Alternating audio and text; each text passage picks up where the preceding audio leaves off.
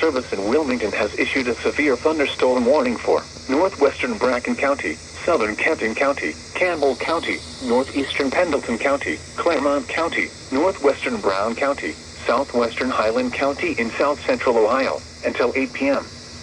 At 7:18 p.m., severe thunderstorms were located along a line extending from near Loveland to Alton, moving east at 40 miles an hour.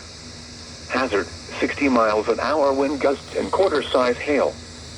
Source, radar indicated. Impact, minor hail damage to vehicles is possible.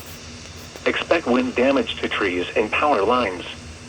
Locations impacted include New Richmond, Visalia, Atwood, Bradford, Grants Lick, New Palestine, Gubser Mill, Nicholsville, State Route 32 at US Route 68, Campbell County Lake, Point Isabel, Owensville, Bethel, Alexandria, Clermont County Airport, East Fork State Park, California, Felicity, Hammersville, and Locust Ridge.